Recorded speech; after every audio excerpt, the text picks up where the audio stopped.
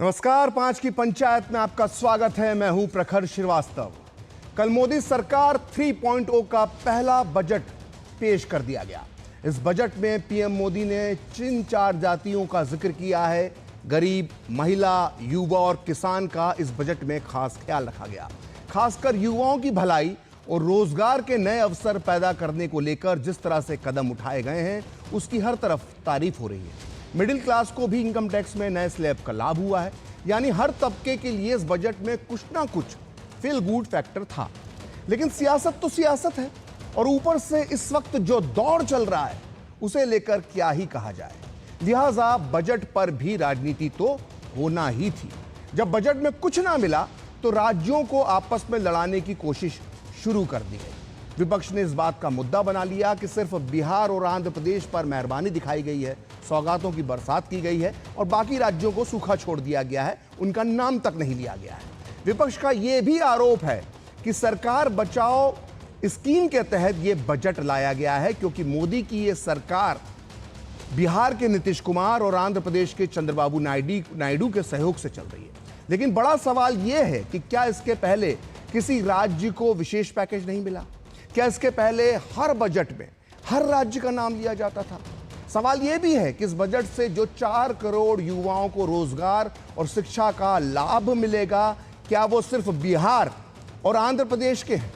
क्या इसके अलावा युवा कहीं और किसी और राज्य में नहीं रहते? क्या युवा सिर्फ बिहार और आंध्र प्रदेश के रहने वाले हैं? क्या पंजाब के युवाओं को, क्या तमिलनाडु के युवाओं को, क्या कर्नाटक के युवाओं को, बंगाल के युवाओं को, महाराष्ट्र के युवाओं को, मध्य प्रदेश के युवाओं को, राजस्थान के युवाओं को लाभ नहीं होगा? अगर किसानों के लिए कोई योजना है तो किसान क्या सिर्फ बिहार और आंध्र में रहते हैं? क्या यूपी के किसानों को, पंजाब के किसानों को लाभ नहीं होगा? आज हम इन्हीं सब सवालों पर चर्चा करेंगे और हमारे साथ होंगे कुछ खास मेहमान। लेकिन पहले देखते हैं कि बजट पर कैसी रही सियासत की खटपट।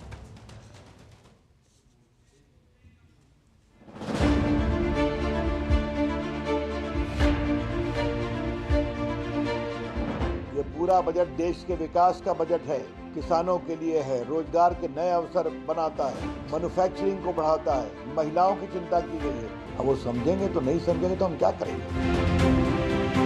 इस बजट से दिखाई दे रहा है कि सरकार कितनी कमजोर है। हम लोग किसान के लिए पैकेज मांगते हैं, गरीब के लिए पैकेज मांगते हैं, लेकिन ये सरकार देखिए आप किसको पैकेज दे रही है? जो सरकार चलवा रहे हैं। जस्ट सेटिस्फाई उन्होंने किया, लेकिन उससे कोई फायदा होने वाला है? अरे कुछ नहीं दिया है। ऑपोजिशन पार्टी ने मिसलीड करने का कोशिश किया है और कहते कि ये सिर्फ 2 राज्य के लिए बजट है। 11,111 करोड़ इंफ्रास्ट्रक्चर बनाने के लिए जो कैपिटल एक्सपेंडिचर का एलोकेशन हुआ है, क्या वो 1-2 राज्य के लिए, पूरा देश के लिए होता है? मोदी जी का कुर्सी बचाओ बजट है, सत्ता बचाओ बजट है, बदला लो बजट है। इस बजट से देश के 90% प्रांत और 90% से अधिक लोग अलग थलग कर दिए गए हैं। लाडला बिहार, लाडला आंध्र प्रदेश, लाडला उड़ीसा, इसमें आंध्र प्रदेश ने भी पैकेज मांगा था, नहीं, उन्होंने कहा था कि स्पेशल स्टेटस दीजिए, वो तो दिया नहीं। 15,000 करोड़ देकर उनका मुंह बंद कर दिया है। प्रोग्रेसिव बजट है, इसमें बहुत सोच समझ के साथ जो निर्णय जो लिए गए हैं और इनका जरूर देश के हित में है, और मुझे लगता है कि देश की प्रगति के लिए ये तीसरे टर्म, एनडीए के तीसरे टर्म में बहुत अच्छा शुरुआत है। हमारे देश में ऐसे नहीं हो सकता जब हमें 28 राज्य है, 8 यूनियन टेरिटरी है, और आप सब चीज़ें सिर्फ 2 राज्यों की दे दी क्योंकि उनके साथ आपकी कुर्सी बचाता है। ये बिल्कुल ठीक नहीं है, ये अन्याय है। दूसरे राज्य हैं उनकी अनदेखी की गई। उत्तर प्रदेश जैसे सबसे बड़े राज्य की नाम तक लिया गया, कुछ देना तो दूर है। सरकार बचाए रखने के लिए कुछ को तो पैसा दे रहे हैं, दूसरों का हिस्सा काट रहे हैं। बहुत ही नाइंसाफी है। यूनियन बजट जॉब क्रिएशन का बजट है। जॉब के ऊपर सबसे ज़्यादा जोर दिया गया। कौन से राज्य को लाभ नहीं होगा? केरल को लाभ नहीं होगा क्या, या बंगाल को लाभ नहीं होगा क्या? एक हताश सरकार की हताशी से भरी हुई बजट, एक मजबूरी जो है इस सरकार की वो साफ साफ इस बजट में झलकता है। बिहार को कहीं ना कहीं एक तरह से लॉलीपॉप देने की कोशिश की गई है, कोशिश मैं कहूँगी उसको, क्योंकि जो घोषणाएं की गई है ये एक निरंतर चलने वाली, ये केंद्र के सरकार से किसी भी राज्य को एक मदद होती है उस तरह का है। बजट क्योंकि सर्वस्पर्शी बजट है, समावेशी बजट है और शानदार और जानदार बजट है। ये इंडी गठबंधन के लोगों को पच नहीं पा रहा है, लेकिन देश की 140 करोड़ जनता इसको सराह रही है।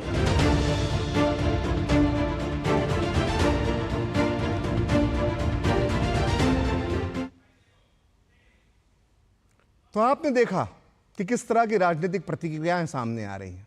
बजट में कई घोषणाएं की गई हैं। बजट में घोषणा की गई है कि किसानी और खेती से जुड़ा जो बजट था उसको 21.6% बढ़ा दिया गया है। 25,000 करोड़ रुपए पिछली बार की तुलना में ज्यादा इस बार बजट है। पीएम आवास योजना में 1 करोड़ नए घर बनाए जाएंगे। जो मुद्रा लोन था उसको 10 लाख से बढ़ाकर 20 लाख उस मुद्रा लोन को कर दिया गया है। रोजगार के लिए युवाओं को सीखो और कमाने के लिए पीएम इंटर्नशिप योजना शुरू की गई है। करोड़ों युवाओं को इससे लाभ मिलेगा। एजुकेशन लोन पर काम किया गया है। लेकिन ये समझने की जरूरत है कि अगर युवाओं, किसानों, महिलाओं और सभी के लिए अगर काम किया गया है स्वास्थ्य और शिक्षा के क्षेत्र में, तो ये लाभ जो है वो पूरे राज्यों में जाएगा। हर राज्य के, देश के हर नागरिक को इसका लाभ होगा। ये किसी 2 राज्य के लिए पूरा बजट नहीं था। और इतिहास गवाह है कि इसके पहले भी जब कांग्रेस सरकार के दौरान ये बजट आता था तो ऐसा जरूरी नहीं था कि हर राज्य के लिए एक अलग बजट होता था या हर राज्य का उसमें नाम लिया जाता था। लेकिन फिर भी जब ये विवाद हुआ और विपक्ष ने जब आरोप लगाए और वित्त मंत्री निर्मला सीतारमण से डीडी न्यूज संवाददाता अजय मिश्रा ने इसे लेकर सवाल पूछा, इसको लेकर जब हमारे डीडी न्यूज के संवाददाता ने निर्मला सीतारमण से सवाल पूछा तो उन्होंने क्या कहा, आइए सुनते हैं। स्टेट्स के विषय में भी बहुत सारे स्टेट्स बोले हमारे स्टेट के ऊपर आप एक बात भी नहीं कहा। इसका मतलब ये नहीं है कि उस स्टेट में कोई पैसा नहीं जाएगा। हर स्कीम लागू है उधर भी, हर सेंट्रली स्पॉन्सर्ड स्कीम भी, हर सेंट्रल सेक्टर स्कीम भी। और इसके अलावा वर्ल्ड बैंक से, एडीबी से पैसा के साथ कुछ प्रोजेक्ट्स चल रहा, वो भी चलेगा। और घोषणा हमने पहले नहीं किए, मगर उदाहरण के लिए मैं बोल रही हूं, महाराष्ट्र में पिछले 70 इयर्स में भारत देश में इसके बारे में नहीं सोचा। ऐसे बदावन पोर्ट जो भारत देश का सबसे बड़ा पोर्ट होगा और उसका draft will be the biggest, it will draw some of the best large vessels to Indian shores. वो पोर्ट अनाउंसमेंट और उसका कैबिनेट अप्रूवल 76,000 करोड़ और some amount is going there. Budget में मेंशन हुआ है क्या? पिछले बजट में और इस बजट में, मगर गया प्रोजेक्ट और उधर प्रोजेक्ट लागू हुआ कि नहीं हुआ? तो बजट पर क्यों हो रही है बंटवारे की राजनीति और क्या ये राज्यों को आपस में लड़ाने की साजिश है? और विकास का बजट पर सियासत की खटपट के पीछे कौन सा सियासी लाभ है? इस मुद्दे पर चर्चा करने के लिए हमारे साथ जुड़ चुके हैं खास मेहमान। हमारे साथ जुड़ चुकी हैं राधिका खेड़ा जो प्रवक्ता है बीजेपी की, वहीं हमारे साथ मौजूद हैं डॉक्टर पंकज श्रीवास्तव जो प्रवक्ता कांग्रेस हैं, सतीश दास आरजेडी के प्रवक्ता हैं, वहीं अनुप्रिया प्रवक्ता जेडीयू और अवधेश कुमार जाने माने वरिष्ठ पत्रकार हमारे साथ जुड़ चुके हैं। आप सभी का बहुत बहुत स्वागत है। शुरुआत राधिका मैं आपके साथ करना चाहूंगा। विपक्ष का आरोप बड़ा गंभीर है। विपक्ष का आरोप है कि ये बजट नहीं, कुर्सी बचाओ बजट है और दबाव में बजट तैयार किया गया है, बल्कि ये भारत का बजट नहीं है, ये बजट तो एनडीए का है, ऐसा विपक्ष बोल रहा है। राधिका, ऐसा विपक्ष नहीं, ऐसा राहुल गांधी बोल रहे हैं। और राहुल गांधी को मैं आपके माध्यम से याद दिला दूं, ये प्रधानमंत्री जी की कुर्सी है, ये कांग्रेस पार्टी की अध्यक्ष की कुर्सी नहीं है जो उनकी मम्मी कहेगी और उनको मिल जाएगी। और ये कुर्सी का जो ऑब्सेशन है, ये कुर्सी इनसे तीसरी बार देश की जनता ने छीन ली है। ये कुर्सी तक पहुंच नहीं पाते, 99 पे क्लीन बोल्ड हो चुके हैं। लगातार देश की जनता इन्हीं की इसी तरीके की दोगली राजनीति का भांडा फोड़ती आ रही है। किस तरीके से ये देश की जनता को झूठ परोसते आते हैं। एक एग्जाम्पल लेते हैं, चिदम्बरम साहब जो कांग्रेस पार्टी के सबसे बड़े फाइनेंस ब्रेन है, उसकी तो जी पूजा करी जाती है कि इनसे बड़ा फाइनेंस का मास्टर कोई नहीं है। उनका कल अगर आप ट्वीट देखते बजट के बाद, तो वो लिख के कहते हैं angel tax has been abolished. We wanted to abolish it. अरे भाई साहब 2012 में आपकी सरकार लेकर आई, प्रणब दा ने खुद लेकर आए, और उसके बाद भी आपके पास 2 साल थे उसको अबॉलिश करने के लिए, आपने किया नहीं किया। अब आप कह रहे हैं ये तो हम चाहते थे अबॉलिश हो और आज सरकार ने अबॉलिश कर दिया हमारी प्रेशर की वजह से। क्या देश को आप बेवकूफ समझते हैं? जो टैक्स आप लेकर आए और अब आप उसके लिए कह रहे हैं कि हम चाहते थे कि अबॉलिश किया जाए। उसी तरीके से ये बार बार कह रहे हैं अप्रेंटिसशिप और इंटर्नशिप के ऊपर, ये कहते हैं कि हम अप्रेंटिसशिप की स्कीम लेकर आए जो आपने कॉपी पेस्ट कर ली। पहले तो मैं कांग्रेस को ये बता दूं कि अप्रेंटिसशिप और इंटर्नशिप दोनों बहुत अलग चीजें हैं, दोनों सिमिलर नहीं है। और समझ नहीं आती तो मुझे बता दें और एड्रेस दे दें, मैं ऑक्सफोर्ड डिक्शनरी वहां पे भेज देती हूँ, तो ये समझ लेंगे कि अप्रेंटिसशिप और इंटर्नशिप के अंतर क्या होता है। दोनों अलग चीजें हैं, दोनों कॉपी पेस्ट नहीं है। और ये जो लगातार एक और चीज कही जाती है कॉपी पेस्ट है, और फिर कहते हैं कि हमारा बजट बेकार है। तो अगर कॉपी पेस्ट है इसका मतलब आपने जनता को बेकार चीज परोसी थी ना, खुद ही अपने बुलाए हुए जंजाल में गिरे जा रहे हैं। क्योंकि झूठ का जंजाल है। इनको सारी तकलीफ इस बात से है कि कैसे जो राज्य इन्होंने लगातार अपनी राजनीति के चलते पीछे रखे, उनका उत्थान नहीं होने दिया, आज वो कैसे आगे जा रहे हैं। क्योंकि इनकी सियासत जो है पीछे रख के सियासत करना, वोट बैंक की राजनीति, वो ध्वस्त होती जा रही है। आज इनको तकलीफ हो रही है कि बिहार जो इन्होंने इतने सालों से पीछे रखा वो क्यों आगे आ रहा है, क्यों उसको जो सुविधाएं चाहिए मूलभूत वो मिलने जा रही है, क्यों जो उसको प्रॉब्लम्स है उनको ठीक किया जा रहा है। लेकिन राधिका सवाल इसलिए भी उठ रहा है, कि ऐसा तो नहीं कि बिहार को 1 साल के अंदर ये जरूरत आई, पिछले बजट में बिहार के लिए कुछ विशेष पैकेज की घोषणा हो सकती थी। इसलिए ये सवाल टाइमिंग पे सवाल उठ रहा है, जिस तरह से बहुमत नहीं मिला है बीजेपी को, उसके बाद इसलिए सवाल उठाए जा रहे हैं। देखिए जब सरकार हमारे पास, जब हमारे पास कोई भी मैं फिर बोलती हूँ, ये मत सोचिए कि सिर्फ बिहार को स्पेशल पैकेज दिया गया है, ये आंध्र प्रदेश को दिया गया है और हमें सिर्फ इन लोगों की परवाह है।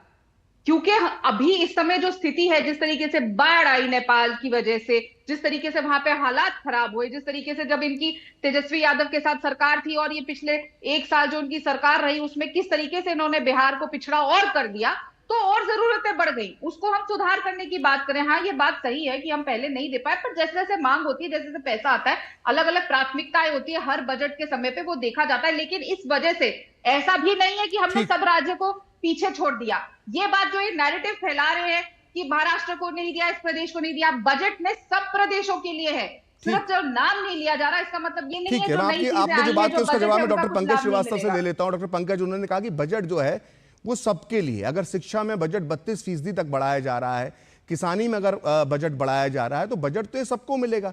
जरूरी तो नहीं है कि इसके लिए हर राज्य का नाम लिया जाएगा। ये सारा जो बजट में जो बढ़ाया गया है खेती किसानी में, रोजगार के लिए, अन्य क्षेत्रों में, वो सारा सिर्फ बिहार और आंध्र प्रदेश में चले जाएगा, तो विरोध क्यों? प्रखर जी, अब इस तरह के रेटोरिक की बहुत अच्छा है या बहुत खराब है, उससे तो कोई फायदा है नहीं। राधिका जी की बात को तो वैसे भी गंभीरता से नहीं लेना चाहिए। 6 महीने पहले तक भाजपा दुनिया की सबसे खराब पार्टी थी इनके लिए, आज अच्छी हो गई, कोई बात नहीं, उस पर बहुत बात करने की जरूरत नहीं है। सारी चीजें दुरुस्त करके आई है, 1.5 महीना पहले और 1.5 महीना पहले इसलिए क्योंकि पंकज जी दिक्कत ये है ना, पंकज जी दिक्कत ये है कि आपने शुरुआती व्यक्तिगत आरोप से कर दी, आपने शुरुआती व्यक्तिगत आरोप से कर दी, ये तरीका ठीक नहीं है। आप जवाब दीजिए, व्यक्तिगत आरोप लगाने से कुछ नहीं होगा। और ऐसा नहीं कि इस देश में इसके पहले किसी ने कोई पार्टी नहीं बदली, आपकी पार्टी में भी कई लोग ऐसे आए जो दूसरी पार्टियों से आए हैं। प्रखर जी आप एंकर हैं, भाजपा के प्रवक्ता की तरह बिल्कुल नहीं, व्यक्तिगत लांछन आरोप ना लगाएं। देश के बजट पर बात हो रही है, गंभीर विषय पर बात हो रही है। भाई आपको बुलाना नहीं चाहिए। जब उनके वो कुछ भी बोल रही थी मैं चुप था, अब मैं बोल रहा हूं उन्होंने आप पे व्यक्तिगत आरोप लगाया, उन्होंने आप पर व्यक्तिगत आरोप लगाया। की बात है, आप व्यक्तिगत आरोप लगाएंगे और चाहेंगे कि नहीं समझते हैं तो क्या बात करें भाई। ये सामान्य सी बात है कि मैं अपने वक्त पे बोल रहा हूँ, अपने वक्त पे बोल रहा हूँ, आप अपने वक्त पे अपने वक्त पे बोलने का मतलब ये नहीं है कि आप व्यक्तिगत लांछन लगाएंगे। आपको व्यक्तिगत वक्त दिया गया मुद्दे की बात करने के लिए। प्रखर जी आप प्रखर जी आप फिर आप ये डीडी न्यूज की बहस है पंकज जी, यहाँ पर इस तरह के व्यक्तिगत आक्षेप नहीं चलते हैं। सामान्य सिद्धांत नहीं मानते। पंकज जी मौके को बर्बाद मत कीजिए, अपनी बात बोलिए जो सवाल पूछा है मैंने आपसे। कराना चाहते हैं? बिल्कुल नहीं करवाना चाहता। अगर करवाना चाहता तो मैं बीच में ही नहीं आता, तो क्योंकि आप भी मेरे मेहमान है, राधिका भी मेरी मेहमान है, और व्यक्तिगत आक्षेप में दोनों को ही नहीं लगाने दूंगा एक दूसरे पर। अरे भाई आप एंकर है ना, आप क्यों ये बात? हाँ मैं एंकर हूँ और ये जानता हूँ डॉक्टर पंकज। आप नहीं है, आप प्रवक्ता। डॉक्टर पंकज प्रवक्ता की बात मत करना, बदतमीजी कर रहे हैं पहला से स्क्रीन पर। आपका बीपी, आपके पास जवाब नहीं है आपकी पार्टी का पक्ष रखने के लिए, तो दूसरों पे लाइन चल रहे हैं। राधिका को करने दीजिए, राधिका का है ना भाजपा के लिए, आपको परेशान है। राधिका अपनी बात बोलेंगी। अरे बजट पर जो कांग्रेस ने आरोप लगाया उस पर, उसके बारे में कुछ बोलना चाहेंगे? ये राधिका खेड़ा किस पार्टी में थी, किस पार्टी में नहीं है, ये बहस करने के लिए हम आए। आप सुनना ही नहीं चाहते, आप सुनना ही नहीं चाहते। मैं राधिका के रिज्यूमे में इंटरेस्टेड नहीं हूं। इस देश के बजट को लेकर कांग्रेस क्या सोचती है, मैं इसमें इंटरेस्टेड हूं। क्यों जवाब दे रहे हैं? मुझे यहाँ पे राधिका खेड़ा का रिज्यूमे नहीं सुनना है पंकज। अरे फिर आप क्यों बोल रहे हैं प्रखर, आप क्यों बोल रहे हैं फिर? अगर रिज्यूमे में चलिए आप आगे बढ़िए, आप आगे बोलिए, आप आगे बोलिए। अरे आप अपनी बात कहिए ना, जिस काम के लिए आप आए हैं वो करिए। मेरा सवाल ये है डॉक्टर पंकज, मैं सवाल को दोहरा देता हूं। डॉक्टर पंकज मैं सवाल को दोहरा देता हूं, ध्यान से सुन लीजिए। मेरा सवाल यह है कि अगर यह बजट युवाओं के लिए आया है, अगर यह बजट युवाओं के लिए आया है, तो सिर्फ आंध्र और बिहार के युवाओं के लिए नहीं आया है, पूरे देश के लिए आया है। लेकिन कांग्रेस पार्टी बार बार और विपक्ष बार बार आरोप लगा रहा है कि बजट पूरी तरह से जो है वो एनडीए का बजट है, और दबाव में जो है ये बजट आंध्र और बिहार को सौगात देने के लिए बाकी राज्यों की अनदेखी की गई है। ये आप ऐसा क्यों कह रहे हैं? क्योंकि बजट का लाभ जो है, जैसा भी बजट है उसका लाभ सब लोगों तक पहुंचता है। पंकज अब आप सुन लीजिए, बजट का लाभ सीधे आंकड़ों पे है, आय व्यय से उसका मसला है, बिल्कुल दस्तावेज होता है, बिल्कुल। तो हम ये देखेंगे इससे मिला क्या। किसानों के लिए क्या एमएसपी मिली, लीगल गारंटी जो एक बहुत बड़ी मांग है, आज भी आंदोलन चल रहा है, जो सबसे बड़ी मांग है, उस पर क्या कोई छूट मिली? नंबर एक। नंबर दो, जो मनरेगा है जिससे इस देश के जो ग्रामीण हमारा जो मजदूर है उसके लिए बहुत बड़ी राहत थी, पिछली बार से 20,000 करोड़ उसमें कम किया गया है, ज्यादा नहीं किया गया है, कम किया गया है। आप अप्रेंटिसशिप की बात कर रहे हैं, ठीक है, आप मत मानिए कॉपी पेस्ट, बहुत अच्छी बात, पर क्या इससे हमारा रोजगार सृजन, फैक्ट्रियों को जो उद्योग है उसको बढ़ावा मिलने का कोई संकेत है? कल हमारा चाहे निफ्टी हो चाहे सेंसेक्स मुंबई का हो, दोनों गिर गए। ये सिर्फ यही बात नहीं है। मध्य वर्ग को क्या मिला? पहले लोग पुराने मकान बेचते थे, कैपिटल गेन उनको जो होता था उस पर जितना टैक्स देना पड़ता था, नया जो तरीका है उसमें 75% ज्यादा टैक्स देना पड़ेगा। जो नॉर्मल मिडिल क्लास के लोग जो कभी कभी एक घर खरीदते थे, वो 10 साल बाद उसकी कीमत बढ़ जाती थी, उसको बेचते थे, कहीं और जाते थे, आज उसमें 75% की कमी आ रही है, नहीं 75% टैक्स ज्यादा देना पड़ेगा। महंगाई क्या इससे कम हुई?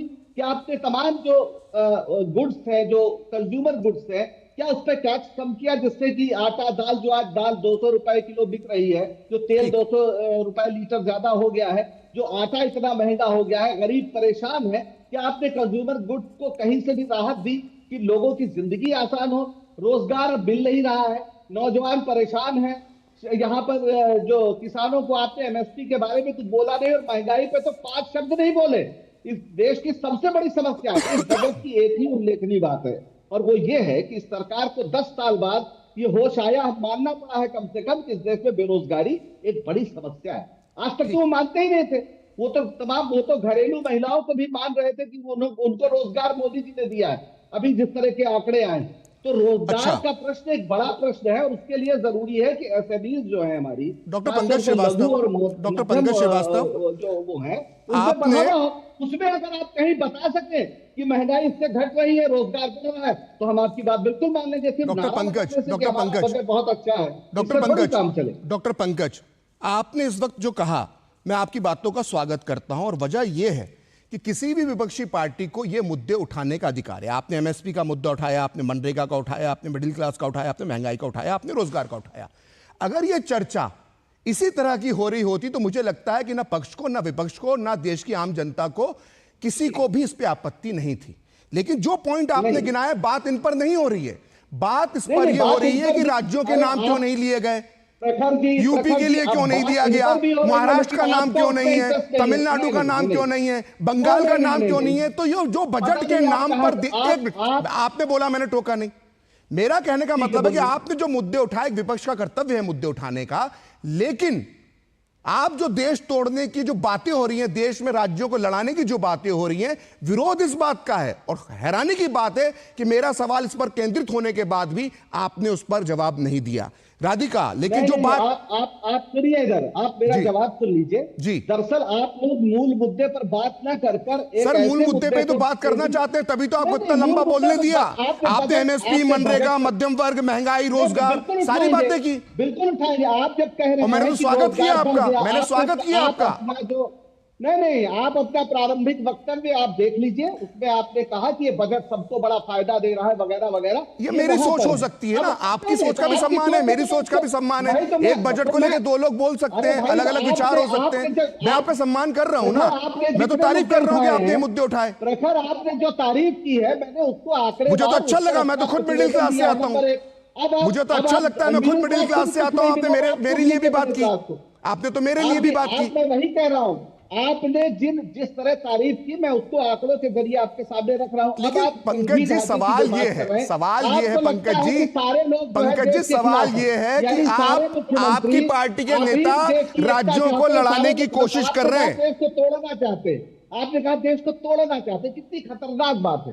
राज्य से राज्य को आप लड़ा रहे हैं, राज्य से राज्य को आप लड़ा रहे हैं और तोड़ना चाहते हैं। राधिका जी, अगर तेलंगाना राधिका जी हमको भी जो ठीक है, आपने अपनी बात कह दी, राधिका जी से हम इसका जवाब ले लेते हैं। राधिका जी, राधिका जी, अगर ये जो मुद्दे बताए हैं, डॉक्टर पंकज ने जो ये मुद्दे बताए हैं, आप अजीब बात करते हैं। ठीक है, अब मैं सवाल पूछ लूं राधिका जी से, अनुमति हो तो? बिल्कुल पूछिए। ठीक, धन्यवाद। राधिका जी जो बात कही है, डॉक्टर पंकज ने बताया कि बजट में ये नहीं था, ये नहीं, ये था। ये एक स्वस्थ परंपरा मुझे लगती है कि किसी भी विषय पर अगर सरकार कुछ बजट लाती है तो उस पर चर्चा होना चाहिए। क्या आप ये कहेंगे अगर इस मुद्दों पर चर्चा हो रही होती तो कोई बीजेपी को आपत्ति नहीं होती? लेकिन आपत्ति इस बात पर है कि जिस तरह से राज्यों को लड़ाने की कोशिश हो रही है, आपकी आपत्ति इस पर ज्यादा है। देखिए, मैं दो बातें, आपकी बात का जवाब दूंगी जरूर, लेकिन एक बात मैं जरूर बोलना चाहूंगी, क्योंकि मेरे पे यहाँ पे व्यक्तिगत हमला हुआ गया और वो लोग मुझे ज्ञान देते हैं जिनके खुद नेता जो है चिल्लाइए चिल्लाइए चिल्लाइए। आप चिल्ला रही थी तो मैं भी चिल्लाऊंगा, मुझे भी ऐसे ऐसे करना आता है। आप चिल्ला रही थी तो मैं भी चिल्लाऊंगा, अगर इस मुद्दे को आप दोबारा कहेंगी तो मैं भी चिल्लाता रहूंगा। आप बोलिए, चिल्लाइए बोलिए राधिका जी, कितने ये जब म्यूट हो जाएंगे तो मैं बोलिए, बोलिए आप बोलिए। व्यक्तिगत हमला मेरे पे, चलिए हमला नहीं किया। मैंने कहा कि अब आपकी बात को क्या करना। आप 6 महीने पहले तो हमारी पार्टी बोल लिया, चलिए हो गया इनका और आपको जवाब दे दिया था, अब हम भी जवाब देंगे। पंकज जी, आपके समय पे बोलूंगा, पंकज जी उस मुद्दे पे बोलेंगे। पंकज जी, शुरुआत आपने की थी। पंकज जी सुनिए, पंकज जी सुनिए, पंकज जी सुनिए, उनको अगर ये लगता है कि वो लगातार तो ये उनका पंकज जी 50 साल पहले लगी थी ताली, आप 5 महीने पहले बजा रही थी, क्या बात कर रहे हैं आप? चलिए इस बात को छोड़ते हैं पंकज जी, शांत हो जाइए, दूसरे को बोलने दीजिए। जब आप बोल रही थी टोका नहीं था आपको, और अगर उन्होंने बताना शुरू कर दिया कि उन्होंने कांग्रेस क्यों छोड़ी थी तो आपको ही यहां पर असहज हो जाएंगे आप। अगर उन्होंने रायपुर छत्तीसगढ़ के किस्से यहां पे बता दिए ना जो उनके साथ व्यवहार हुआ था, अगर वही व्यवहार आपके साथ होता ना जो राधिका के साथ हुआ था छत्तीसगढ़ में, रायपुर में, तो शायद आप भी कहीं किसी और पार्टी के अंदर होते। अरे छोड़िए ना, राधिका के साथ हुआ था। बड़ी बड़ी बातें करते हैं प्रवक्ता, महिला प्रवक्ता के साथ बदतमीजी होती है प्रदेश कांग्रेस कार्यालय में, रायपुर के अंदर, राजीव गांधी भवन के अंदर, और आपकी पार्टी उनकी सुनवाई नहीं करती। इसका नतीजा है कि राधिका आज जो है वो दूसरी पार्टी की तरफ से आज प्रवक्ता बनकर बैठी हुई है। राधिका, जो मेरा सवाल था सवाल का जवाब दीजिए। पंकज जी की आवाज डाउन कर लीजिए। प्रखर जी, क्या है ना, ये लोग मुझे ज्ञान दे रहे हैं कि मैं किस पार्टी में हूँ क्या नहीं हूँ। वो पार्टी जिसके शीर्ष नेता राहुल गांधी, जो उनके पार्टी उनके पिता का भारत रत्न छीन रही थी आम आदमी पार्टी, उसी को जाके वोट दे के आए, चिल्ला चिल्ला के, देखो मेरा हाथ आज झाड़ू को वोट देगा। तो ये मुझे ज्ञान ना दे, जो उनके पिता का भारत रत्न छीन रहा था आज वो उनके साथ है। और शिवसेना जो लगातार सोनिया जी के लिए क्या क्या बोलती थी, जो अपने माँ बाप का नहीं और लीडर, वो मुझे ज्ञान ना दे उनके प्रवक्ता। दूसरी बात पे आते हैं, यहाँ पे जो चर्चा हो रही है, ये बात हो रही है, सॉरी मैं सवाल भूल गई थी, आपका क्या था? मेरा सवाल ये था कि अगर कांग्रेस ने जो अभी आरोप लगाया, डॉक्टर पंकज ने जो मुद्दों की बात करी, जनता से जुड़े मुद्दों की बात करी, किसानों की बात करी, युवाओं की बात की, मध्यम वर्ग की बात की, महंगाई और रोजगार की बात की, अगर इस बात पर ही बहस जारी रहती तो मुझे लगता है बीजेपी को दिक्कत होती या नहीं होती, या दिक्कत इस बात पर है कि जो राज्यों को आपस में लड़वाने की वजह है उसको लेकर बीजेपी को ज्यादा आपत्ति है?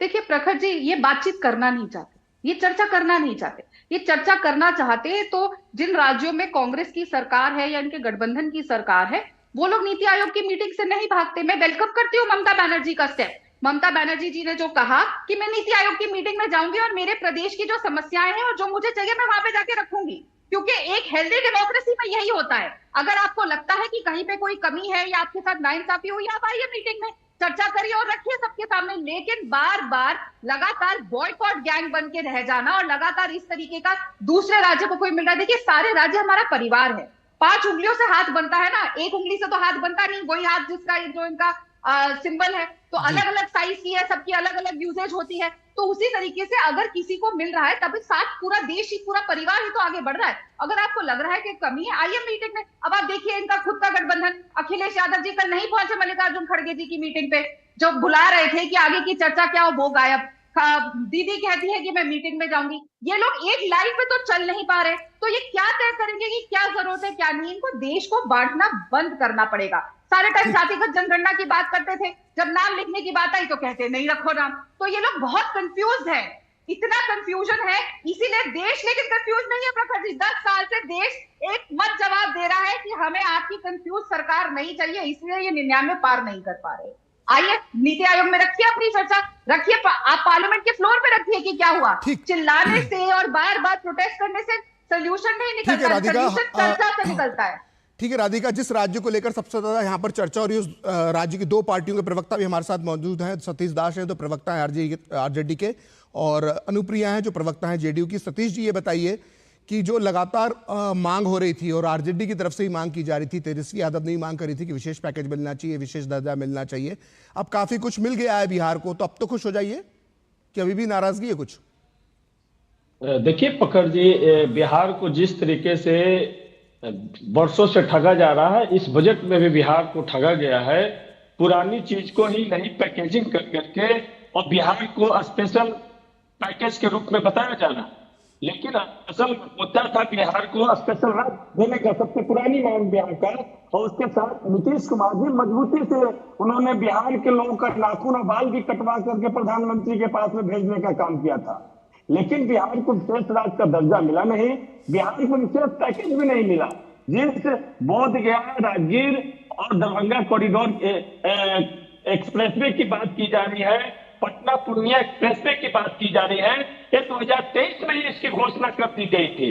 जो पीरपैंती में जो बिजली घर की बात की जा रही है, 2014 के प्रोजेक्ट है और उसके लिए भूमि अधिग्रहण हो चुका है। तो पुराने ही योजना को नई पैकेजिंग करके बिहार के लोगों को गुमराह किया जा रहा है। बिहार असल में कृषि प्रधान राज्य है। यहाँ के कृषकों के लिए जो किसानों का एमएसपी गारंटी कानून की मांग थी, उसको पूरा नहीं किया गया। जो बिहार का आधा जो जिला है वो बाढ़ से ग्रसित रहता है। 10 साल बाद नरेंद्र मोदी जी को याद आया कि हम बाढ़ से जो नुकसान होते हैं उसका सर्वे कराएंगे। तो भाई सर्वे आप कराएंगे 10 साल बाद, तो उसके लिए बचाव का उपाय कब करेंगे? बजट में कोई उपाय का कोई प्रस्ताव लेकर के नहीं आए। और बिहार जैसे पिछड़े राज्यों के लिए जब तक विशेष राज्य का दर्जा नहीं दिया जाता है, विशेष राज्य का दर्जा और विशेष पैकेज, ये दोनों बिहार की जरूरत है, लेकिन ये दोनों चीज इस बजट में नहीं होता हुआ दिख रहा है।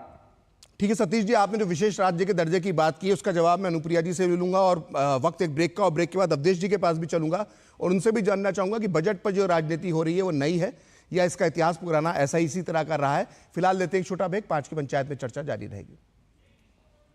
MDH का किचन किंग किचन में हो तो हम सब कुछ बना सकते हैं। बैंगन का भरता, आलू गोभी, भिंडी मसाला और भी बहुत कुछ। MDH। चुटकुला समझ नहीं आया? समझ तो ये नहीं आता कि खेत धान का या खरपतवार का। तो इसमें समझना क्या है दोस्त? ले आओ धान के खरपतवारों का स्पेशलिस्ट ग्रीन लेबल, IIL के ट्रैक्टर ब्रांड का ग्रीन लेबल, धान के खरपतवारों का स्पेशलिस्ट। बात जब पीढ़ियों के लिए बनने वाले घर की हो तो जिम्मेदारी बड़ी हो जाती है। गैलेंट समझता है ये जिम्मेदारी। अब डबल M रिब्स के साथ गैलेंट एडवांस TMT रीबार, निर्माण का रियल हीरो।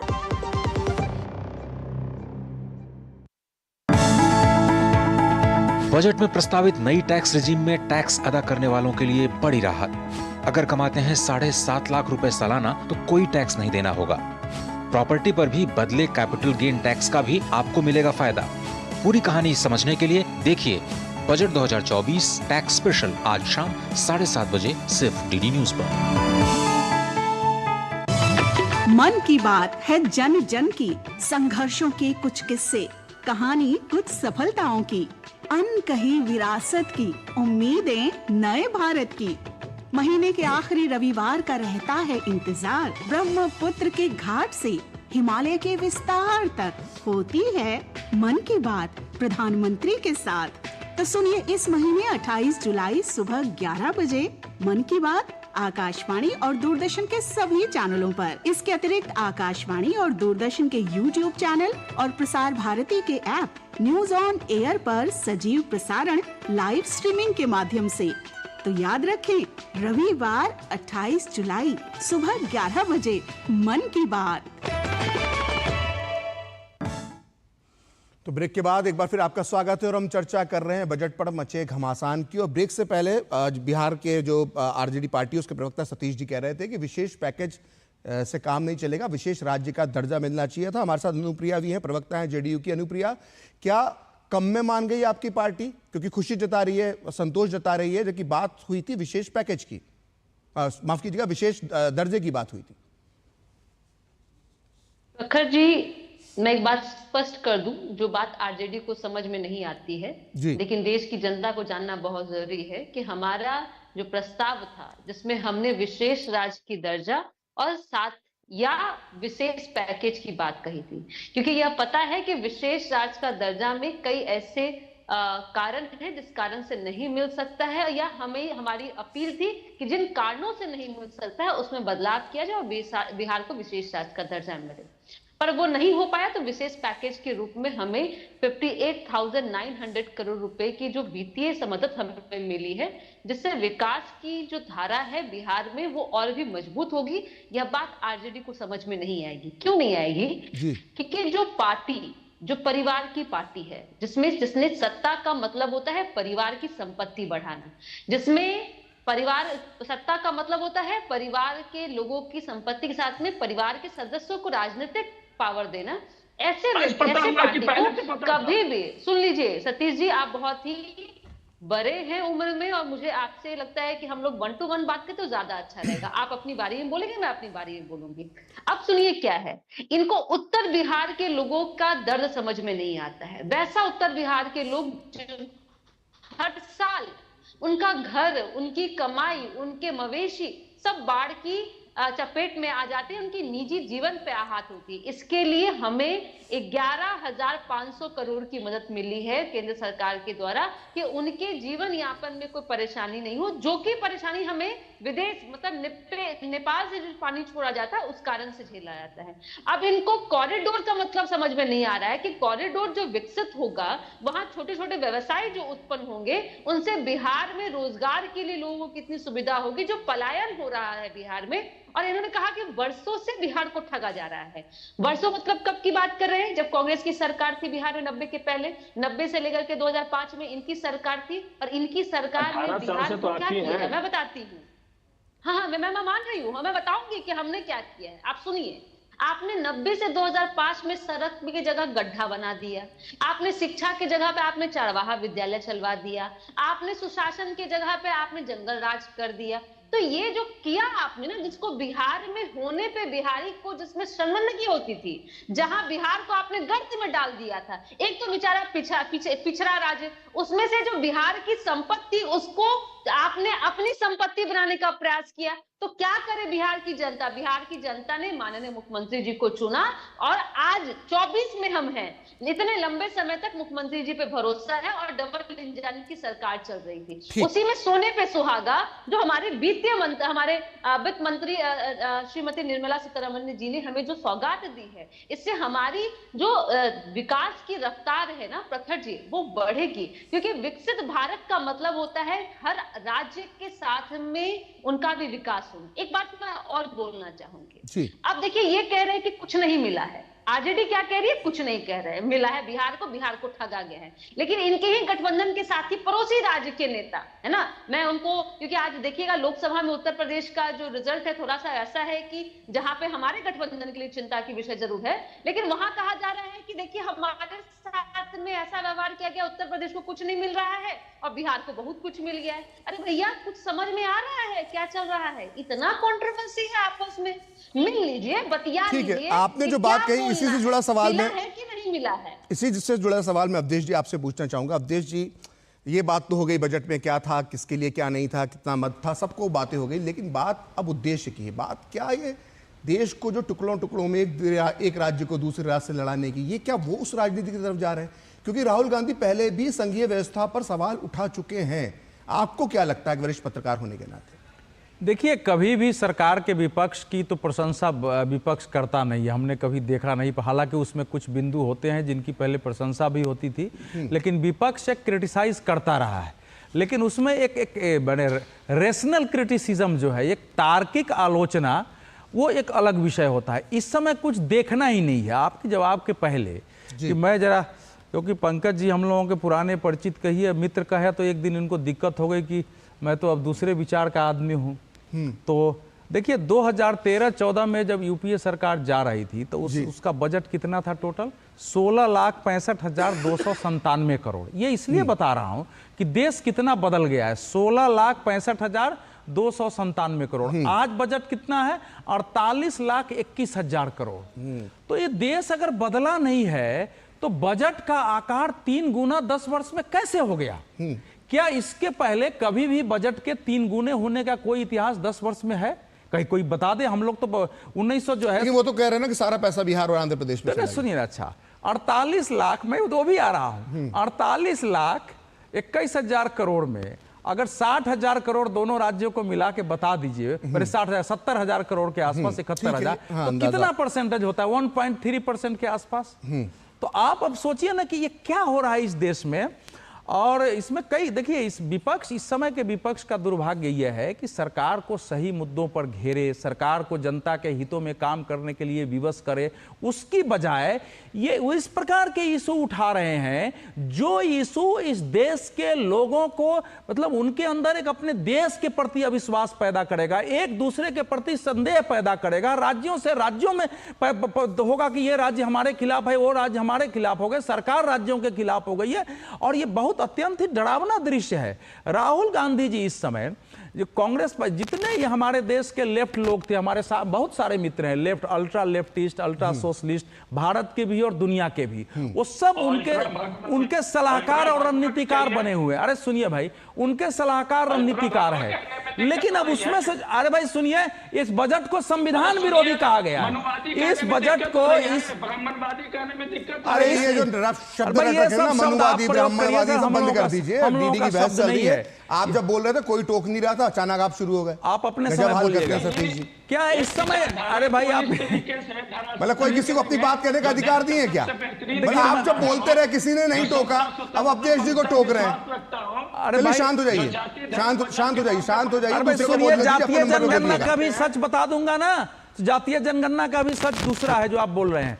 इस समय देखिए दिक्कत ये हो गई, आप सोचिए ना कि क्या यह बजट संविधान के विरुद्ध कैसे हो गया। मैं ये कह रहा हूं, तो ये जो संविधान खत्म हो जाएगा, संविधान खत्म कर देंगे, इससे चुनाव में जो लाभ मिल गया उसको बनाए रखना है हर बात में। विपक्ष की इस समय ये नीति नहीं है कि क्या सही और गलत है, उसकी नीति ये है कि पहले संविधान के इशू को बनाए रखना है कि ये सरकार जो भी काम करती है वो संविधान विरुद्ध हो रहा है। लेकिन तो ऐसा हो गया ना कि मतलब जैसे आलू होता है, आलू संविधान को आलू की तरह ट्रीट कर रहे हैं लोग, कहीं भी मिला दो, बस अब बजट की बात चल रही है, इसमें संविधान डाल दो। कॉन्स्टिट्यूशन मैनिया हमारे यहाँ जो होता है ना, ये एक वो या ग्रंथि जो होती है। दूसरा है स्थिति कि दूसरा कि हर हाल में ये स्थिति पैदा करो कि ये सरकार तो कभी जाने वाली है और डरी हुई सरकार है, इसलिए दबाव में काम कर रही है, इसको हमको हटाना है।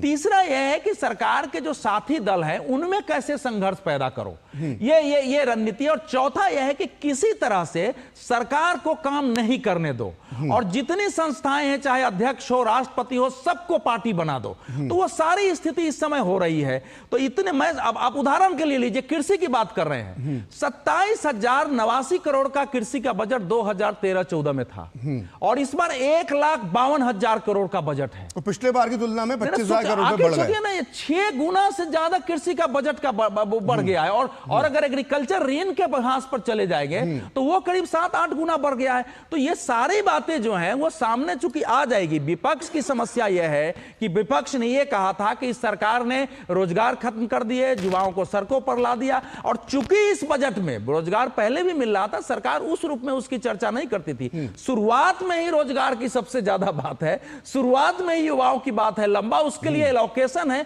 तो वो चीजें जनता के बीच में नहीं आए। उसमें भी कुछ सुधार की जरूरत है, विपक्ष चाहता तो कर सकता था, लेकिन एक निहायत ही एक जो अल्ट्रा लेफ्टिस्ट सोच है कि देश में एक अस्थिरता पैदा करो, सबके अंदर अविश्वास पैदा करो और लोग विद्रोह में खड़े हो, इस तरह की संसद, उसी में है संसद।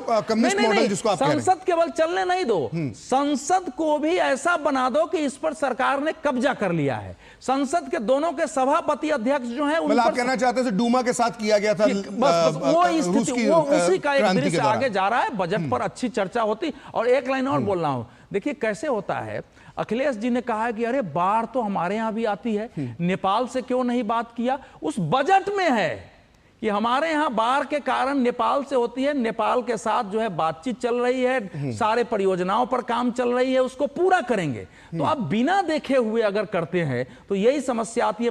मेरा अंतिम पंक्ति है कि विपक्ष दुर्भाग्यपूर्ण तरीके से, निहायत ही अनुत्तरदायित्वपूर्ण, देश के हित के परे जाकर और अपने राजनीतिक संकुचित राजनीतिक स्वार्थों के परे ये सारे व्यवहार कर रहा है, और ये कभी भी ऐसे विपक्ष को देश के हित का काम करने वाला नहीं कहा जा सकता। ठीक, पंकज जी के पास वापस चलते हैं। पंकज जी, अभी हमने बिहार की बात की, बिहार की दोनों पार्टियों, बड़ी बड़ी पार्टियों के प्रवक्ता भी यहाँ पर मौजूद हैं।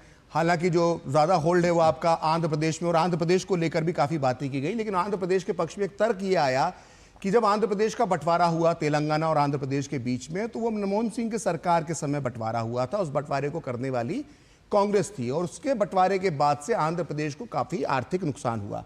अगर मैं गलत नहीं हूं तो 20 फरवरी 2014 को राज्यसभा में तत्कालीन प्रधानमंत्री मनमोहन सिंह ने आंध्र प्रदेश को 5 साल के लिए विशेष श्रेणी का दर्जा देने का वादा किया था, और मनमोहन सिंह ने राज्य के लिए विशेष पैकेज संबंधी एक बयान में पोलावरम परियोजना जो सिंचाई से जुड़ी हुई है, उसके तहत सुचारू एवं पूर्ण पुनर्वास और पुनर्स्थापना की सुविधा देने का भी वादा किया था। लेकिन 10 साल के अंदर ये जो वादे थे, जो तेलंगाना की सरकारें थी, उन्होंने इस पर ध्यान नहीं दिया। आज स्थिति ये है कि अमरावती जो राजधानी बनना चाहिए थी वो नहीं बन पाई है। तो आंध्र प्रदेश तो आपको कम से कम इससे सहानुभूति होना चाहिए, आंध्र प्रदेश तो डिजर्व करता है कम से कम उसके साथ जो हुआ है। और ये वादे थे, और ये वादे कोई कांग्रेस सरकार का नहीं मानता, ये वादा हमारे देश की सरकार ने किया था, ये हमारे देश के प्रधानमंत्री ने किया था उनसे।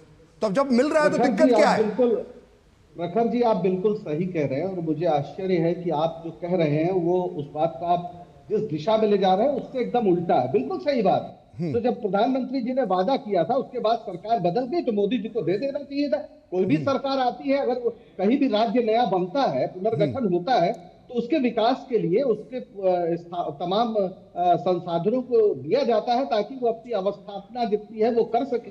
इसमें किसी को कोई आपत्ति नहीं। उत्तराखंड भी अलग बना, छत्तीसगढ़ भी बना, जब भी कोई नया राज्य बनता है उसकी मदद की जानी चाहिए। तो मोदी जी को 10 साल बाद ही अचानक याद आया, चलो वो बहुत अच्छी बात है, इसमें कोई बुराई नहीं। लेकिन उसी पुनर्गठन में तेलंगाना उससे अलग हुआ ना, तो आप तेलंगाना को भी कुछ दीजिए, केवल आंध्रा नहीं अलग हुआ। सर थोड़ा पंकज जी, थोड़ा सा आंकड़े थोड़ा गड़बड़ हो गए आपके।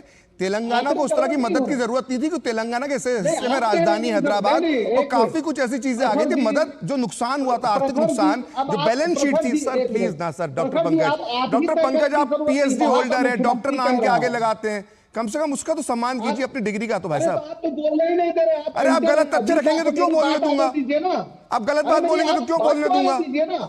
आप मुझे स्क्रिप्ट भेज देंगे कि ये बोलना है, ये तो आप अरे आप गलत तथ्य बोलने के लिए नहीं बुलाया गया आपको। चलिए ठीक है, बोल लीजिए, आप गलत ही बोल दीजिए। चले गलत ही बोलिए, चले गलत ही बोलिए। आपको लगता है गलत, आप ही सब तय हाँ, तो ठीक है भैया, आप बोल लीजिए। चलिए, तेलंगाना को बहुत जरूरत थी, आंध्र को जरूरत थी। चलिए हाँ बोलिए, हाँ बोलिए। तेलंगाना का मुख्यमंत्री कह रहा है कि हमें भी मिलना चाहिए, आंध्रा को मिले बहुत अच्छी बात है, बिहार को मिले बहुत अच्छी बात है, बाकी सब लोग कह रहे भाई हमें भी कुछ दो। दिक्कत ये नहीं है कि आप किसी को दे रहे हैं, दिक्कत ये है कि आप बाकियों को कुछ नहीं दे रहे हैं। वहां पर भी बहुत बड़ी बड़ी मांगे हैं। और अभी मुझे अवधेश जी कह रहे हैं कि मित्र कहने में दिक्कत नहीं है, मुझे बात, मेरे मित्र ही है अवधेश जी, ऐसी बात न करें। अवधेश जी ने बहुत अच्छी बात कही कि हमारा इतना बड़ा हो गया है, 3 गुना बजट हो गया, बिल्कुल सही बात है। पर उस बजट में हिस्सेदारी लोगों की कहाँ है? 1% लोगों के हाथ में देश के 40% जीडीपी पहुंच गई है, संसाधन पहुंच गए हैं, और 3% लोग देश के 50% संसाधन पर किसी तरह गुजारा कर रहे हैं। ये तो एक आंकड़ा है भाई, हम थोड़ी कह रहे हैं। सवाल विकास का नहीं है, समय के साथ विकास होता ही है। 16 लाख से आज आप 48 लाख बात कर रहे हैं। जब आजादी मिली थी तो हम कहीं नहीं थे। ये विकास सभी को करना है। सवाल है कि उस विकास में भागीदारी का प्रश्न क्या है। तो आज सभी राज्य कह रहे हैं कि आप हमको भी दीजिए ना। हम अन्य राज्यों में भी, तमिलनाडु की बात हो रही है, कर्नाटक की बात हो रही है, पंजाब की बात हो रही है, हर राज्य की अलग अलग स्थिति है। आप जिनको लगता है, अब देखिए, अब मैं पंकज जी आपको थोड़ा सा रोक रहा हूं, समय का अभाव है, बहुत कम समय बचा है। मेरे को राधिका के पास भी आना है, राधिका के पास में आऊं, उसके बाद अन्य राज्यों को जब दिया जाता है तो उसका क्या हश्र होता है। पश्चिम बंगाल हम देख लेते हैं। पश्चिम बंगाल के लिए आजकल बड़ी बातें की जा रही, ममता बनर्जी ने बहुत बात की। केंद्रीय योजनाएं वहां पर पहुंचती नहीं है। बंगाल में मछुआरों को किसान क्रेडिट कार्ड तक नहीं दिए गए, जो केंद्र सरकार की योजना थी। एक जल जीवन मिशन योजना है केंद्र सरकार की, 2023-24 में 19,595 करोड़ रुपए आवंटित हुए। क्रियान्वयन बहुत धीमा हुआ बंगाल में। योजना का राष्ट्रीय स्तर पर औसत जहां 68% था, वहीं राज्य में अभी सिर्फ 38.32% योजना में काम हुआ है। 2023-24 में अक्टूबर महीने तक कुल लक्ष्य का बंगाल इस योजना को लेकर से 10.57% काम कर पाया। मनरेगा में पश्चिम बंगाल में 25 लाख जॉब कार्ड में फर्जीवाड़ा पाया गया। पीएम आवास योजना ग्रामीण, पश्चिम बंगाल में 17 लाख लोग ऐसे थे जो अयोग्य थे, जो इस योजना के प्राप्त करने के लिए योग्य नहीं थे। ऐसे लोगों के नाम लिखकर उनके लिए मकान बनाने की कोशिश शुरू कर दी गई। तो ऐसा भी होता है पश्चिम बंगाल जैसे राज्यों में केंद्रीय बजट का इस तरह से किया जाता है। इसका जवाब मैं आपसे भी लूंगा, राधिका से भी लूंगा, लेकिन पहले लेता हूं एक छोटा सा ब्रेक। वाली भोली भाली मेहनत वाली नखरे वाली असली तड़के वाली, ये तो बड़ी समझदार बड़ी होशियार, MDH के साथ अब जुड़ते नई टेस्ट का असली taste, MDH ginger garlic taste. बात जब पीढ़ियों के लिए बनने वाले घर की हो तो जिम्मेदारी बड़ी हो जाती है। गैलेंट समझता है ये जिम्मेदारी। अब डबल M रिब्स के साथ गैलेंट एडवांस TMT रीबार, निर्माण का रियल हीरो। चेक। जाना पड़ेगा। अरे गेम छोड़ के 1 महीना हो गया कंप्लेंट किए हुए, बैंक रिफंड ही नहीं कर रहा है। कंप्लेंट करनी है। अरे बैठिए बैठिए, यहीं से कर लीजिए RBI के ऑम्बुड्समैन को। कैसे? RBI अधिकृत बैंक, NBFC या डिजिटल लेन देन के जितने भी प्लेटफॉर्म्स हैं, उनकी शिकायत आप कर सकते हैं घर बैठे बैठे RBI के CMS पोर्टल पर। ये हो गया चेकमेट। कंप्लेंट करेंगे क्या?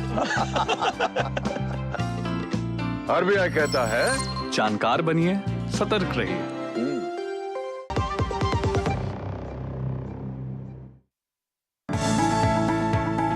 बजट में प्रस्तावित नई टैक्स रिजीम में टैक्स अदा करने वालों के लिए बड़ी राहत। अगर कमाते हैं 7.5 लाख रुपए सालाना तो कोई टैक्स नहीं देना होगा। प्रॉपर्टी पर भी बदले कैपिटल गेन टैक्स का भी आपको मिलेगा फायदा। पूरी कहानी समझने के लिए देखिए बजट 2024 टैक्स स्पेशल आज शाम 7:30 बजे सिर्फ DD न्यूज पर। मन की बात है जन जन की, संघर्षों के कुछ किस्से, कहानी कुछ सफलताओं की, अनकही विरासत की, उम्मीदें नए भारत की। महीने के आखिरी रविवार का रहता है इंतजार। ब्रह्मपुत्र के घाट से हिमालय के विस्तार तक होती है मन की बात प्रधानमंत्री के साथ।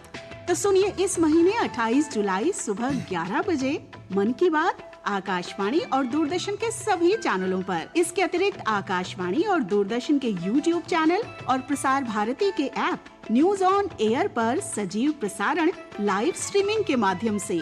तो याद रखें रविवार 28 जुलाई सुबह 11 बजे। तो ब्रेक के बाद एक बार फिर आपका स्वागत है और हम बात कर रहे हैं बजट पर जो बंटवारे की राजनीति हो रही है, घमासान मचा हुआ है। राधिका, जो कांग्रेस ने अभी आरोप लगाया, पंकज जी ने भी जो आरोप लगाया कि अगर आंध्र प्रदेश को ज़रूरत थी तो 10 साल से ज़रूरत थी, तो 10 साल तक ये नहीं हुआ। बिहार अगर पिछड़ा था तो आज का पिछड़ा नहीं है, पिछले 10 साल में भी बिहार को ज़रूरत होगी।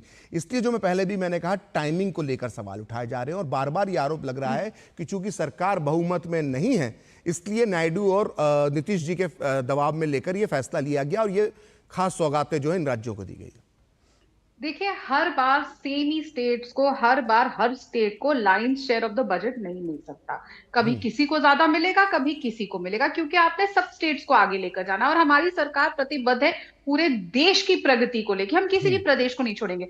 अब तेलंगाना और आंध्र प्रदेश का एग्जाम्पल देते हैं। आंध्र प्रदेश को इस समय जरूरत थी, जैसे उन्होंने रिक्वेस्ट करी, हमने पूरी कोशिश करी, उन्होंने जो मदद मांगी उसमें हम जितना दे सकते हैं उतनी हमने मदद करने की कोशिश करी। लेकिन जब बात तेलंगाना की आती है, भाई जो सरकार मुफ्त की रेवड़ियां बांट रही है, उनके पास इतना पैसा है फ्रीबीज पे फ्रीबीज देने का, तो इसका मतलब तो उनके पास कोई कमी नहीं है, तो उनको इतनी जरूरत नहीं है जितनी आंध्र प्रदेश को जरूरत थी। तो ये बार बार जो कहते हैं कि तेलंगाना को नहीं दिया, अगर आपके पास पैसा नहीं था तो आपका बजट कहां से आ रहा है इतनी फ्रीबीज देने के लिए?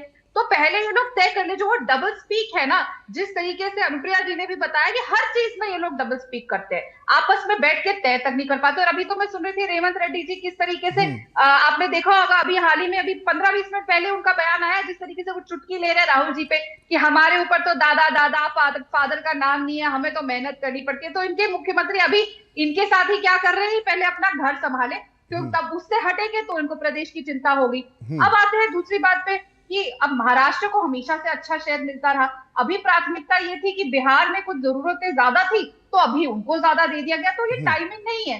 हर जना कांग्रेस और इंडी गठबंधन के लोगों की तरह सिर्फ राजनीति नहीं करता और सिर्फ वोट बैंक की राजनीति नहीं करता। नीट है तो बच्चों के कंधे पे बंदूक रख के जिस तरीके से इन्होंने नीट के मामले का राजनीतिकरण करने के आए, कल सुप्रीम कोर्ट ने जवाब दे दिया कि क्या, और जो बात लगातार हमारी सरकार कहती आ रही थी वही सुप्रीम कोर्ट ने भी कहा। तो ये लोग जो राजनीति करते हैं और ऐसी राजनीति जिससे देश को पीछे ले जाने का काम कर रहे हैं, वो देश के लिए बहुत घातक है। आपको मौका मिला है, एक सम्मानजनक 99 नंबर आए हैं आपके, कि आपको लीडर ऑफ ऑपोजिशन मिला है, तो उस चीज का फायदा उठाइए। मौका है आपके पास कि आप एक सकारात्मक राजनीति करें और असली मुद्दे को उठाए और जेन्युइन तरीके से उठाए। ये बार बार पे कोई कुछ बोल रहा है, लेफ्ट हाथ कुछ बोल रहा है, राइट हैंड कहीं जा रहा है, ये सही नहीं है। देश की प्रगति के लिए अच्छा नहीं है। डेमोक्रेसी और देश की प्रगति के लिए सशक्त ऑपोजिशन की हमेशा से जरूरत रहती है। और इनको ये जो दायित्व मिला है, ये पता नहीं क्यों इससे बार बार भाग रहे हैं। ये गलत बात है। आपको चर्चा में फिर बोलूंगी, ये जो स्टेट्स के सारे टाइम कह रहे हैं, तमिलनाडु कह रहा है कि हम नहीं जाएंगे, इनके बाकी स्टेट्स कह रहे, तेलंगाना कह रहे हैं हम नीति आयोग में नहीं जाएंगे। अरे अगर आपको प्रॉब्लम है, आइए मीटिंग में अपनी प्रॉब्लम्स रखिए कि ये चीज हमें और जरूरत है और आप हमें मदद करिए, और फिर सरकार ना करे तब इनको बोलने का हक है। अगर ये चर्चा करने को तैयार नहीं है, अपनी चीजें सामने रखने को तैयार नहीं है, तो इनको ना सवाल उठाने का और ये झूठी चीजें बोलने का हक है। आप बात करिए, क्या किसी ने लिखित में आके दिया और मीटिंग में अटेंड करके कहा और हमने ना दिया हो? आए नीति आयोग में, आ रही है ना ममता दीदी, ये भी आए। ठीक है अवधेश जी, जो पूरी बात अभी आपने राधिका की सुनी और ये बहुत चर्चा का विषय है, ना सिर्फ ये विपक्षी तरफ से चर्चा हो रही है बल्कि ये पार्टी के अंदर ही, बीजेपी के अंदर भी इस तरह के मुद्दे उठ रहे हैं कि ये जो नैरेटिव फैलाए जा रहे हैं, अगर बजट की जो जिस तरह की आलोचना होना चाहिए थी, जैसे डॉक्टर पंकज ने शुरुआत में जो आलोचना की, एक वैचारिक एक मुद्दों को लेकर उन्होंने गिनाया, लेकिन बात इन मुद्दों की नहीं हो रही। बात जो हो रही है वो राज्यों को आपस में भिड़वाने की बात होने लगती है। ये नैरेटिव फैलाया जाना शुरू कर दिया जाता है कि यूपी के अंदर तो कुछ मिल नहीं रहा। यूपी की पूरी लिस्ट पड़ी हुई है, यूपी को क्या क्या मिला है, महाराष्ट्र को क्या क्या मिला है, इस बार पूरी लिस्ट पड़ी हुई है, सबको सब मिला हुआ है। लेकिन ऐसा माहौल बनाना कि ये जो बजट है वो बिल्कुल जो संघीय, जो इसको तानाशाही कहते हैं, उसकी तरफ जा रहा है और कुछ को बांट दिया, कुछ को रहने दिया गया। अब हैरानी की बात है कि मध्य प्रदेश और राजस्थान भी तो ये बोल सकते हैं कि उन्हें क्या मिला। कल मैं पूरा भाषण सुन रहा था, निर्मला सीतारमण ने हिमाचल प्रदेश का उल्लेख किया कि वहां बाढ़ आई है, वहां पे हम विशेष पैकेज देंगे। तो ऐसा नहीं है कि कांग्रेस शासित प्रदेशों की बात नहीं की जा रही। राधिका ने जो बात की वो नीट की भी बात की, और ऐसे कई मुद्दे हम देख रहे हैं कि झूठ बोलो और जब तक वो झूठ पर सफाई का मौका है तब तक जो है वो एक अगला झूठ बोल दो। ये क्या नैरेटिव करने की कोशिश हो रही है, क्योंकि ये गंभीर समस्या बनता जा रहा है भारतीय राजनीति का। नहीं, गंभीर नहीं, बहुत ही खतरनाक स्थिति है। मतलब एक डरावना है। पिछले जो संसद का अधिवेशन हमने देखा तो मैंने आर्टिकल लिखा था कि ये संसद के सत्र ने डर पैदा किया है देश भर में कि संसद क्या ऐसे चलेगा। इस समय जो ये समझ से परे है, क्योंकि एक आध बार तो हुआ है, मतलब इमरजेंसी के पहले या कुछ बार हुआ है, लेकिन इस समय जो परिदृश्य पूरा देश में विपक्ष बना रहा है वो पूरे देश का एक माहौल बना जाए कि कोई किसी पर विश्वास नहीं करेगा। एकदम देश में एक अविश्वास का माहौल जो पंकज जी ने उठाया है, वो उस पर तथ्यों से हम असहमत हो सकते हैं, लेकिन उस टाइप से तो बहस हो सकती है ना। लेकिन क्या विपक्ष उसी तरह से जो आज नारे लगाए जा रहे हैं बाहर खड़ा होकर के बहुत दिमाग का इस्तेमाल करके, मतलब महाराष्ट्र के सांसद महाराष्ट्र का इसका लेके, जिससे हर राज्य जो है एक लॉन्ग फ्रेम बने तो हर राज्य की जो है उसके अंदर बैनर पोस्टर दिखाई दे। 12 इंडस्ट्रियल कॉरिडोर है जिसमें हम लोग तो मीडिया के लोग हैं तो हम समझ जाते हैं कि गेम क्या चल रहा है। पूर्वोदय योजना जो है उसमें तो मुख्यमंत्री ने, वित्त मंत्री ने बाजाबता बंगाल का नाम लिया है पूर्वोदय योजना के तहत। ये कैसे विकसित करना है? तो इसलिए इस समय के विपक्ष का कि कोई एक यूनिफॉर्मिटी, कोई लॉजिकल, एक तार्किक उसकी रणनीति हो नहीं है। सीधा यही है कि अगर हमने ये सब नहीं किया तो नरेंद्र मोदी को सत्ता से हटाना कठिन होगा। इसलिए यह सच्चाई पर, फैक्ट्स पर ये इन लोगों का माइंड चेंज नहीं हो सकता। मुझे यहां पर थोड़ा सा आपको रोकना पड़ेगा, एक ब्रेक की मजबूरी है, उसके बाद अपनी आप बात कंटिन्यू कर सकते हैं। लेते हैं एक छोटा सा ब्रेक। आपके घर के खाने में रेस्टोरेंट जैसा स्वाद ले आए MDH का शाही पनीर मसाला। पनीर को क्या मस्त बना डाला।